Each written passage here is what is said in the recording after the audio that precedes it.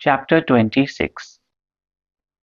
Stories of Bhakta Pant, Harishchandra Pitale, Gopal Ambadekar. Preliminary. All the things that we have in the universe are nothing but a play of Maya, the creative power of the Lord. These things do not really exist. What really exists is the Absolute. Just as we mistake a rope or a garland for a serpent on account of darkness, we always see the phenomena, that is, things as they outwardly appear, and not the noumenon, which underlies all the visible things. It is only the Sadguru who opens the eyes of our understanding and enables us to see things in their true light and not as they appear. Let us therefore worship the Sadguru and pray to him to give us the true vision, which is nothing but God vision. Inner worship. Himad Pant has given us a novel form of worship. Let us, he says, use water in the form of tears of joy to wash the Sadguru's feet. Let us besmear his body with sandal paste of pure love. Let us cover his body with the cloth of true faith. Let us offer 8 lotus in the form of our 8 sattvic emotions, and fruit in the form of our concentrated mind. Let us apply to his head the bukka, black powder, in the form of devotion, and tie the waistband of bhakti and place our head at his feet.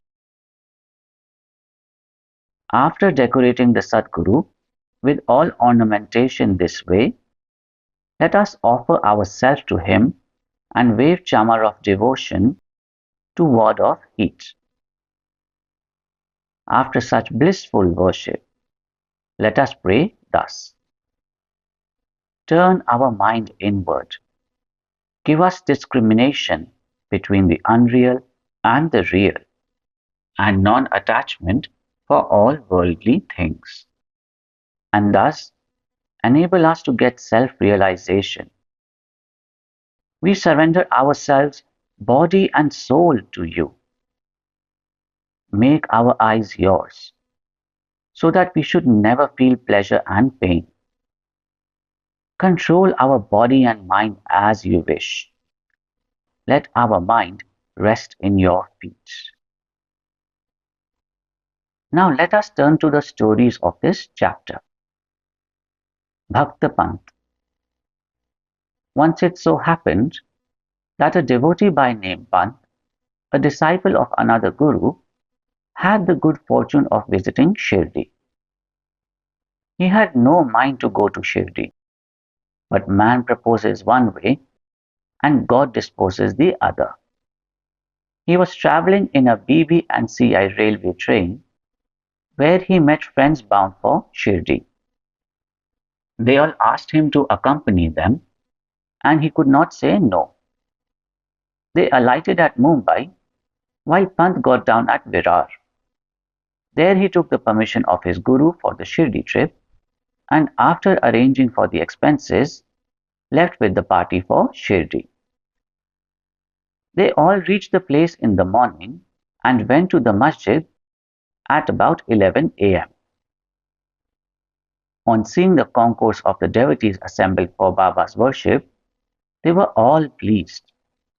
But Pant suddenly got a fit and fell senseless. They were all frightened.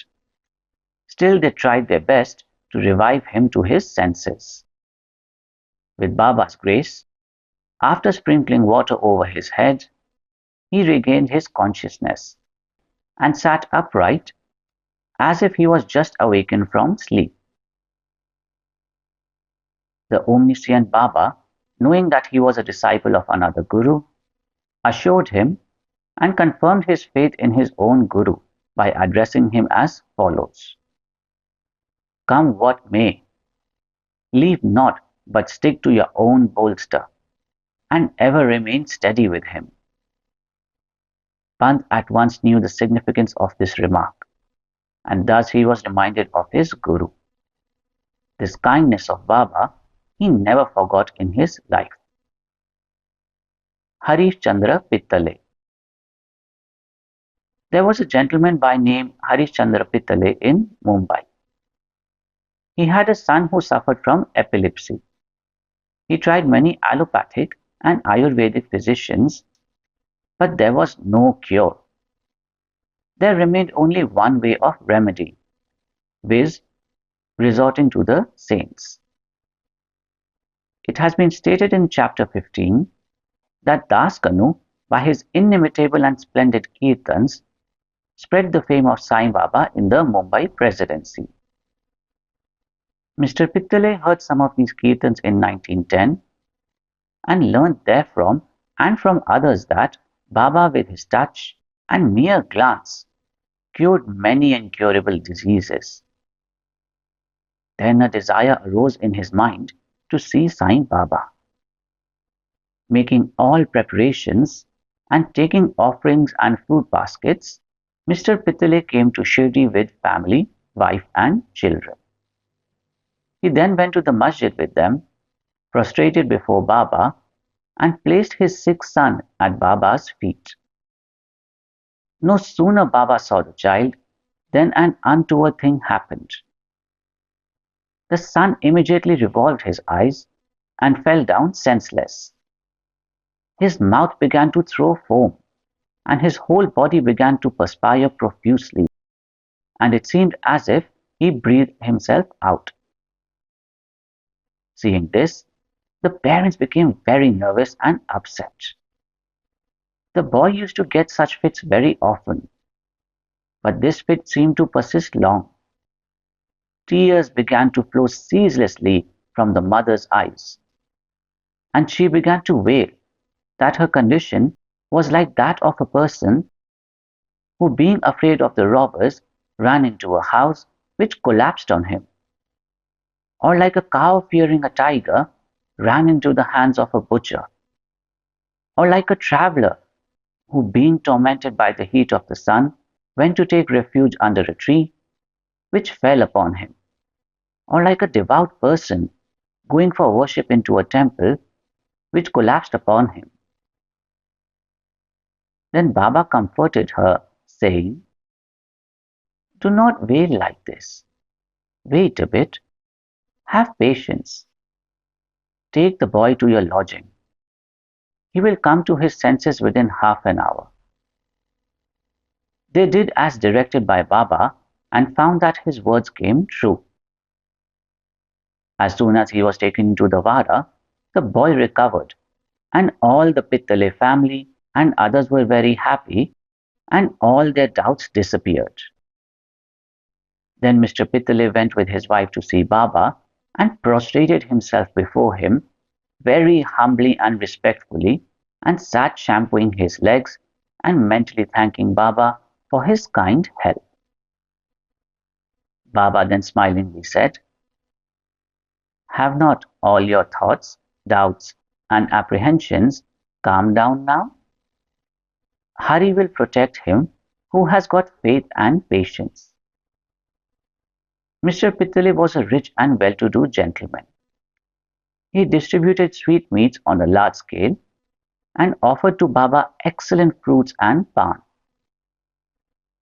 Mrs. Pitale was a very pious lady, simple, loving, and faithful. She used to sit near the post gazing at Baba, with tears of joy flowing down from her eyes. Seeing her amicable and loving nature, Baba was much pleased with her. Like gods, saints are always dependent on their devotees who surrender and worship them with their heart and soul. After passing some happy days in Baba's company, the Pitale family came to the masjid to take Baba's leave to depart.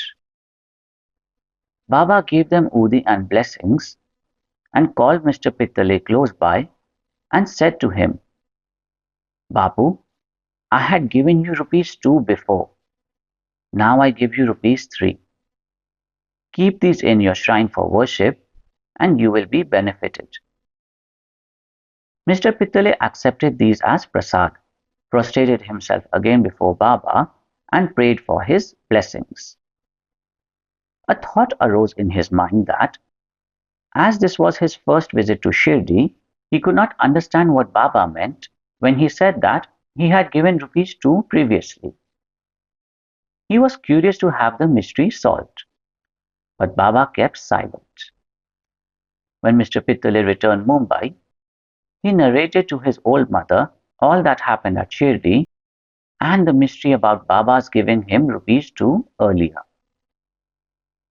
The mother also did not understand the mystery, but thinking seriously about this, she was reminded of an old incident which solved the mystery.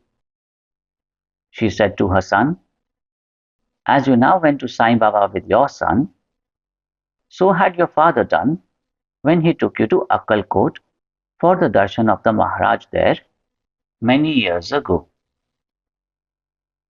That Maharaj was also a Siddha, perfect yogi, omniscient and gracious.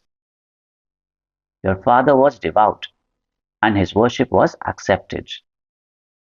He then gave your father rupees 2 for being kept in the shrine and worshipped. Your father worshipped them till his death. But thereafter the worship was neglected, and the rupees were lost. After some years, the memory of these 2 rupees also disappeared. And now, as you are very fortunate, the Akkalkot Maharaj has appeared to you in the form of Sai Baba, just to remind you of your duties and worship to ward off all dangers. Now beware henceforth. Leave all doubts and bad thoughts.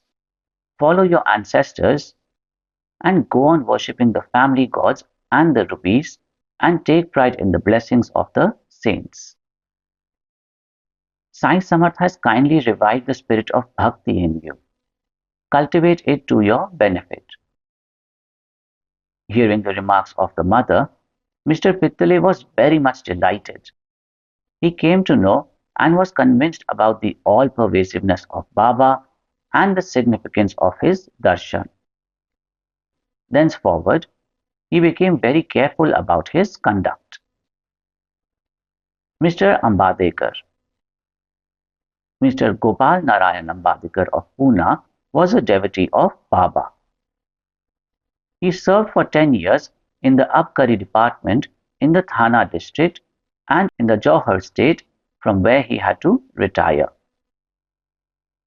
He tried to get some other job, but he did not succeed. He was overtaken by other calamities, and his condition grew from bad to worse. He passed 7 years in this condition, visiting Shirdi every year and placing his grievance before Baba. In 1916, his plight became worse, and he decided to commit suicide in Shirdi. So he came there with his wife and stayed for 2 months.